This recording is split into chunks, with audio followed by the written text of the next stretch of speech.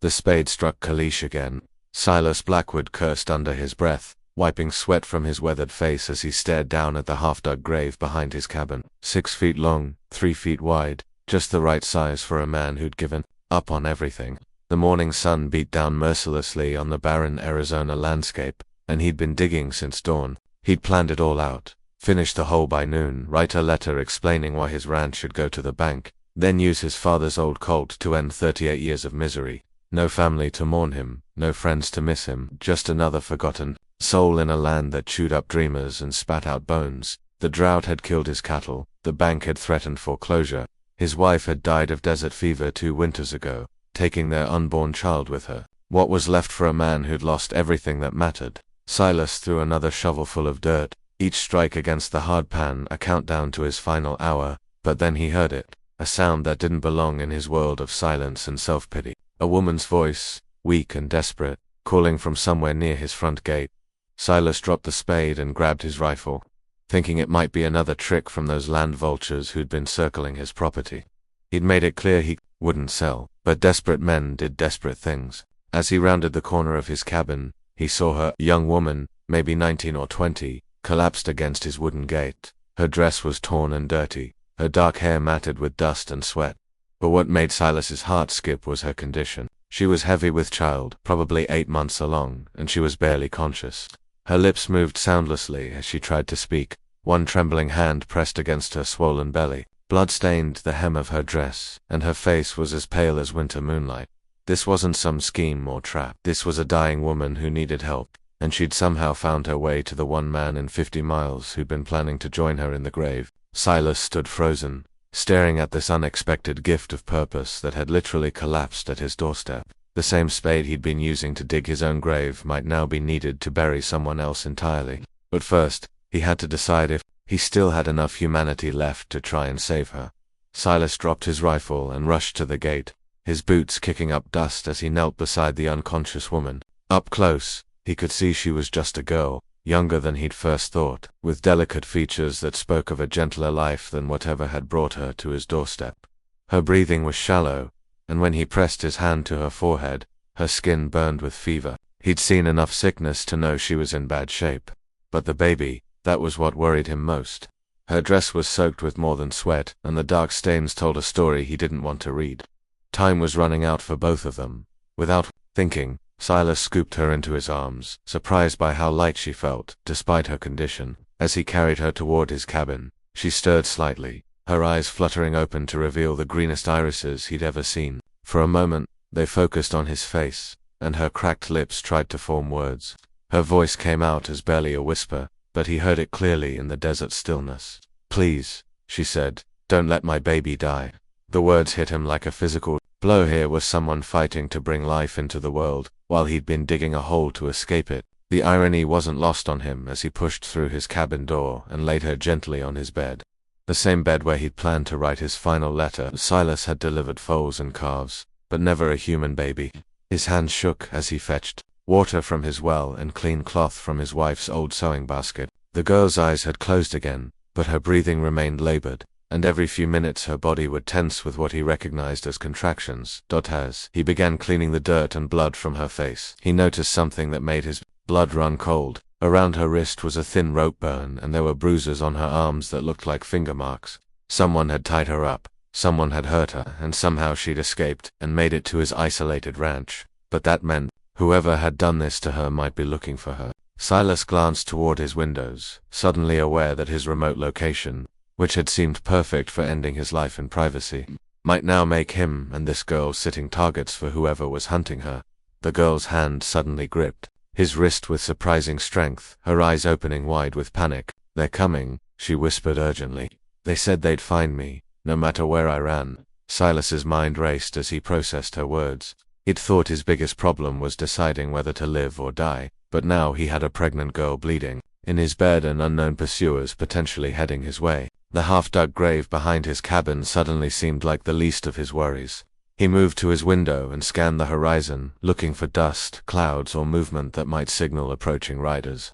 The endless stretch of scrubland mesquite offered good visibility for miles, but it also meant nowhere to hide if trouble came calling. His ranch sat in a natural depression, surrounded by low hills that would give any attacker the high ground. The girl's grip tightened on his wrist, and when he turned back to her, he saw terror in those green eyes. "My name is Alara," she said, struggling to sit up despite her condition. "My father, he sold me to a man named Jedediah Kane, said it was to pay his gambling debts, but Kane...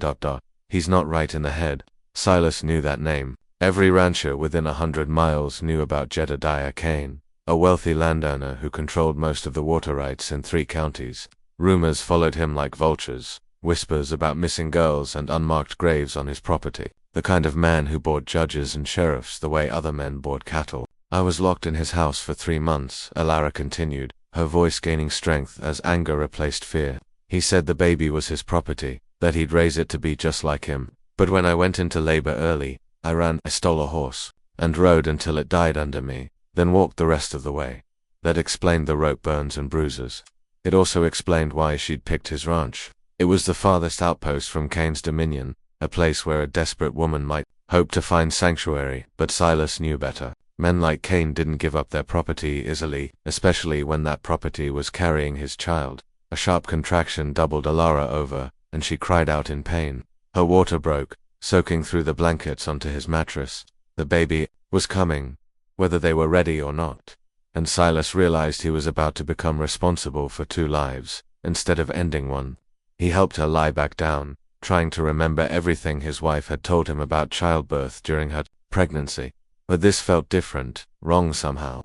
There was too much blood, and Alara's face was growing paler by the minute. Something was seriously wrong, that is, if summoned by his fears. The sound of hoofbeats reached his ears. Multiple horses, riding hard toward his ranch. Silas grabbed his rifle and moved to the window, his heart sinking as he counted 6 riders cresting the nearest hill. They rode in formation, like men with military training, and at their head was a figure he recognized from wanted circulars. Tall, lean, with silver hair and steel-gray eyes that missed nothing. Jedediah Kane had come to collect his property, and he'd brought enough men to make sure no one stood in his way. Silas looked at Alara, her face twisted in agony as another contraction ripped through her small frame. Blood continued to seep into his mattress, and he could see her strength fading with each labored breath. She was dying, and her baby was dying with her, but she was still thinking about protecting an innocent child from becoming a monster. That's when something crystallized in his mind. For months, he'd been focused on his own pain, his own losses, his own reasons to give up. But this girl had every reason to quit, sold by her father, brutalized by Kane, hunted like an animal, and yet she was fighting for her child's future with her last breath. "I promise," he said, and he meant it with every fiber of his being. "Your baby will be free." Kane's men were almost there. Silas could hear them repositioning outside, probably getting ready to storm the cabin from multiple angles. His old military training kicked in as he assessed his options. The cabin was sturdy, built from thick pine logs that would stop most bullets, but it only had 2 windows and 1 door. Easy to defend, but also easy to trap someone inside. Then he remembered something that made his blood run cold. The grave he'd been digging behind the cabin. In the chaos of finding Alara, he'd left the spade right there beside the half-finished hole. If Kane's men saw it, they'd know exactly what he'd been planning, and they'd use that knowledge against him. "Time's up, Blackwood." Kane's voice boomed across the yard. "You made your choice." The first gunshot shattered his front window, sending glass flying across the room. Alara screamed, not from the gunfire, but from another contraction that seemed to tear through her entire body. Silas dropped low and returned fire, his shot taking one of Kane's men from his saddle. But as he reloaded, he heard Alara gasp, and when he looked back, he saw something that changed everything. The baby's head was crowning, finally coming into position after hours of struggle, but Alara was unconscious now, her body going through the motions while her spirit fought to stay tethered to life. More gunshots peppered the cabin walls. Silas was trapped between 2 impossible situations. If he left Alara to fight off the attackers, she and the baby would die during delivery. But if he stayed to help with the birth, Kane's men would eventually break down the door and kill them all anyway. That's when he heard it. A sound that didn't belong in this moment of violence and death. The thin, reedy cry of a newborn baby, fighting its way into a world that seemed determined to destroy it before it could take its first breath. The baby was alive, but Alara lay perfectly still, her eyes closed and her breathing so shallow it was barely visible. Silas realized with growing horror that he might have just witnessed the moment when this brave young woman gave her life to bring her child into the world. Outside, Kane's voice cut through the gunfire with deadly certainty. I smell smoke, Blackwood. We're burning you out. The smell of burning wood confirmed Silas's worst fears. Orange light flickered against the remaining window as flames began to lick at the sides of his cabin. Kane's men had torches, and they were systematically setting fire to everything that would burn. Soon, he'd have to choose between burning alive or stepping outside to face 6 guns. But first, he had to deal with the miracle in front of him.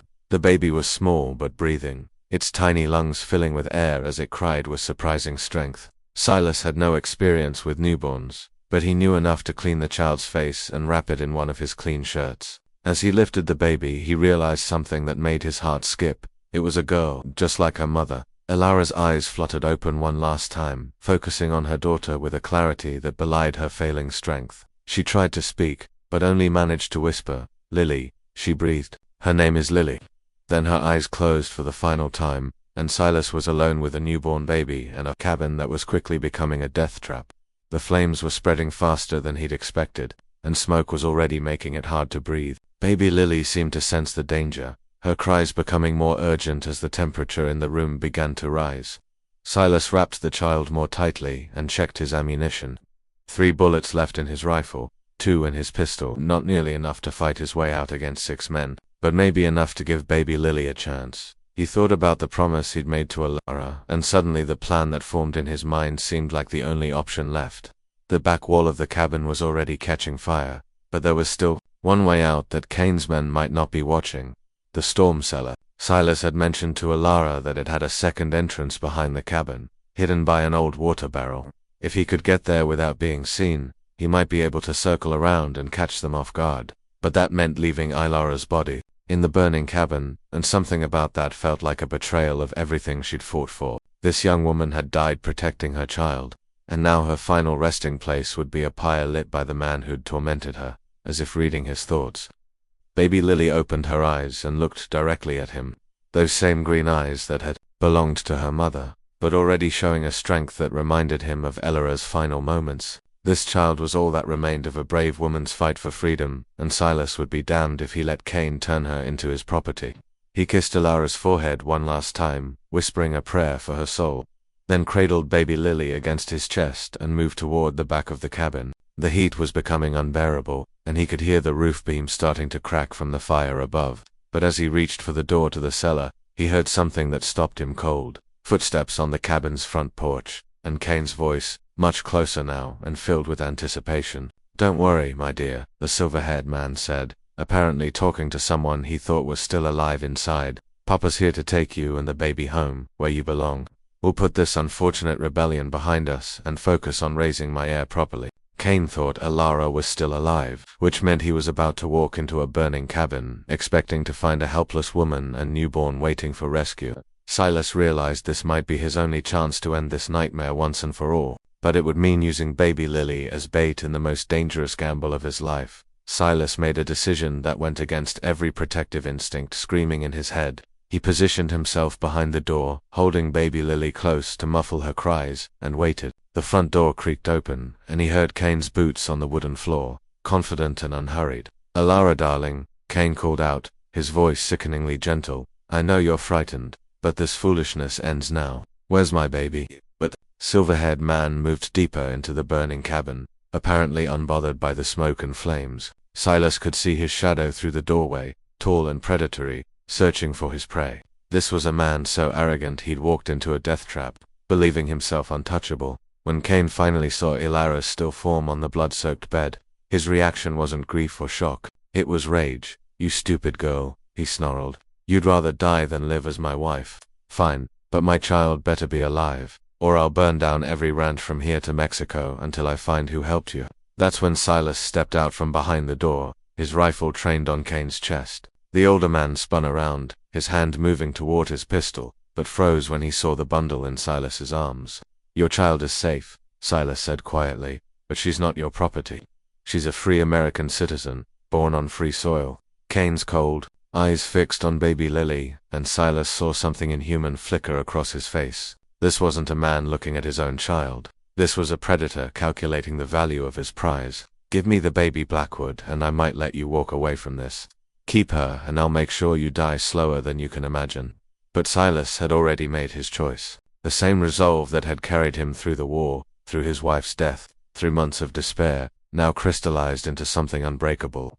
He thought about Elara's final words, about the promise he'd made, about the half-dug grave behind his cabin that suddenly seemed like a symbol of his old life ending and something new beginning. The only thing walking away from here, Silas said, is this child, to a place where she grow up free. Kane's hand moved toward his gun, but the burning roof beam above chose that moment to give way. It crashed down between them in an explosion of sparks and flame, separating the two men, but also blocking Silas's shot. Through the smoke and fire, he heard Kane cursing and scrambling toward the door. Silas ran for the cellar, baby Lily crying against his chest as the cabin began to collapse around them. He could hear Kane shouting orders to his men outside, reorganizing for a final assault. But when Silas emerged from the hidden cellar entrance behind the cabin, he found something that gave him hope for the first time in months. 3 of Kane's men lay unconscious near their horses, and a 4th was tied up with his own rope. Standing over them, smoking a cigarette with casual confidence, was a woman Silas recognized.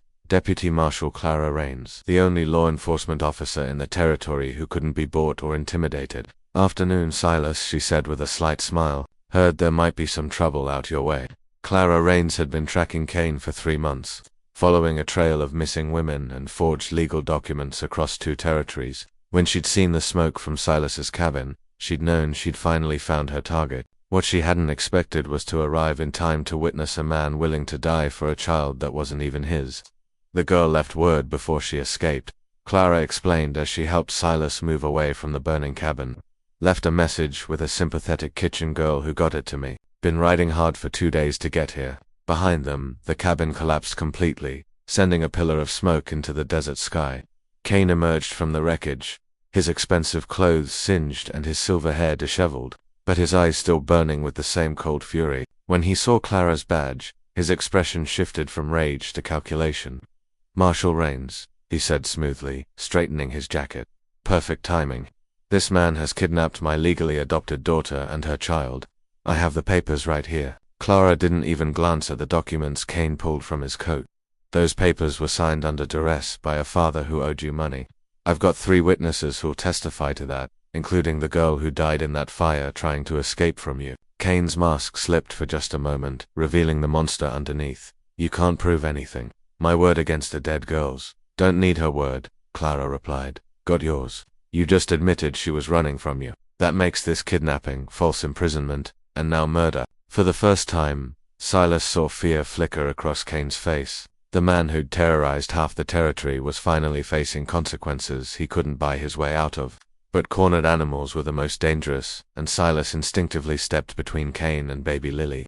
The standoff lasted only seconds, but it felt like hours. Then Kane made his move, drawing his pistol with surprising speed for a man his age. But Clara had been ready for this moment for months, and her shot took him center mass before he could clear leather. Jedediah Kane crumpled to the ground, his reign of terror ending in the dust of a poor rancher's yard. As he lay dying, his eyes fixed on baby Lily one last time, and Silas saw something that might have been regret flicker across his features before the light faded completely. In the sudden silence that followed, baby Lily stopped crying and opened her green eyes, looking up at the 3 adults who now stood guard over her future. Clara smiled down at the child, then looked at Silas with something like respect. "So, what now?" she asked. "This little one needs a home, and last I heard, you were planning to leave this world permanently." Silas looked down at Lily, thinking about the promise he'd made to her mother and the grave he'd started digging that morning. It seemed like a lifetime ago that he'd been ready to give up on everything. Now, he was holding the most precious thing in the world, a chance to honor a brave woman's sacrifice and raise her daughter to be everything Elara had dreamed she could be. "That grave behind the cabin," he said quietly. "I think I'll finish digging it, but not for me. Elara deserves a proper burial, somewhere peaceful where her daughter can visit when she's older." Clara nodded approvingly. And after that, Silas looked out at his drought-stricken land, his ramshackle buildings, his uncertain future. 6 hours ago, it had all seemed worthless. Now, it looked like the perfect place to raise a little girl who would grow up knowing that freedom was worth fighting for, that good people sometimes appeared when you needed them most, and that even in the darkest moments there was always a chance for something beautiful to be born.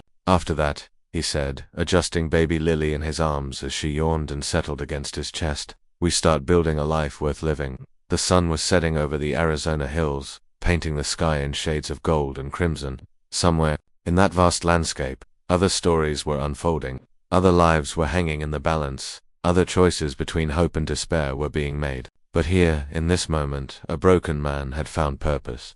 An innocent child had found safety. And justice had finally caught up with evil. As Clara helped him gather supplies for the journey to town, where Lily would need proper medical care and he would need to start the legal process of adoption, Silas realized something profound. The same spade he'd used to dig what he thought would be his grave had instead helped him bury his old life and uncover something infinitely more valuable, the chance to be the father his own father had never been.